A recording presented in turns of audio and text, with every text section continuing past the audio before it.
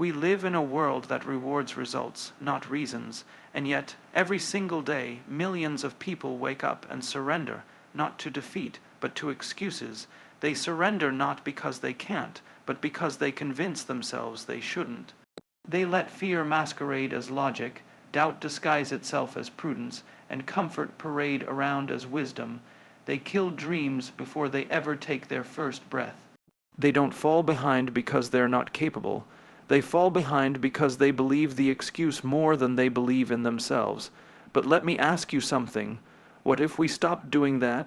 What if we refuse to give power to those quiet, sneaky justifications that slip into our minds and talk us out of becoming who we are meant to be? What if we stopped negotiating with our limitations and started challenging them?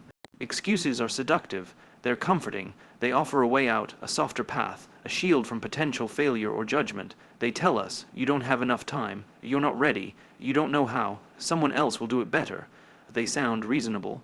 They sound like they're protecting us, but they're not. They are the prison walls we build for ourselves, brick by brick, word by word. Every time you say, I can't, or I'll try later, you lay another brick. And over time, you look around and wonder why you feel trapped. Now, imagine tearing down those walls. Imagine standing face to face with the challenge, stripped of every excuse, and choosing to act anyway. That's what it means to lead. That's what it means to live. Because real leadership, the kind that inspires others and transforms lives, doesn't come from perfection. It comes from courage. The courage to do what's right even when it's hard, to move forward even when you're uncertain, to show up even when you're scared. Excuses don't come from our strengths. They grow in the gaps of our fears. But here's the truth. Fear is not the enemy. It's a signal. It's a sign that you're standing at the edge of something meaningful, and every excuse you make is a detour away from that edge, away from the place where growth happens. Killing excuses isn't about pretending fear doesn't exist. It's about refusing to let fear have the final word. Simon Sinek once said, "People don't buy what you do, they buy why you do it." If that's true, and it is, then what excuse do you have for not showing up with your why? What excuse could ever be more powerful than your purpose? When your reason for acting is bigger than your reason for hesitating, you win. Every time. This speech is about reclaiming your power. It's about taking ownership of your choices. It's about killing the excuses that have killed too many of your dreams already. From this moment on, you are not the product of your circumstances.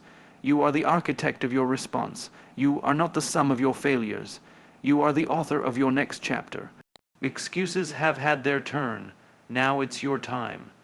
Some people wait for the perfect moment, the perfect set of circumstances where everything aligns, the stars are shining, the risks are low, and the rewards are guaranteed. But that moment, it never comes, because greatness doesn't wait for convenience, and purpose doesn't ask for permission. The people who make the biggest difference, the ones who lead movements, who change lives, who create impact, they don't wait. They start. They take the first step even when they can't see the second. They speak even when their voice shakes.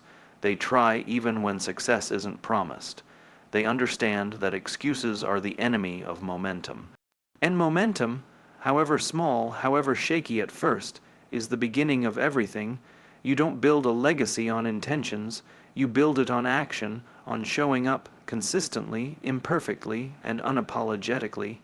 Every day you choose action over excuse.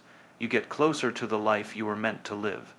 Every time you push back against that inner voice telling you to stay small, you grow, you lead, you inspire. Not just by what you achieve, but by the courage you model to everyone watching. Because trust me, someone is always watching. Whether it's your team, your family, your friends, or your future self, they're watching to see whether you'll choose growth or comfort. And every excuse you kill, it lights the path for someone else to rise too. So now it's your turn. No more waiting, no more justifying, no more hiding behind later, someday, or maybe. Excuses have stolen enough from you. Enough time, enough confidence, enough opportunities. It ends here. Right now, you decide. You decide to rise above the noise, to confront the fear, to silence the voice that says, you can't, and replace it with one that says, watch me. This is the moment where the story changes, not because the world makes it easier, but because you choose to get stronger.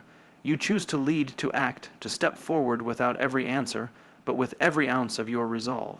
That's what makes leaders, that's what makes history. Kill the excuse, ignite the purpose, and never look back.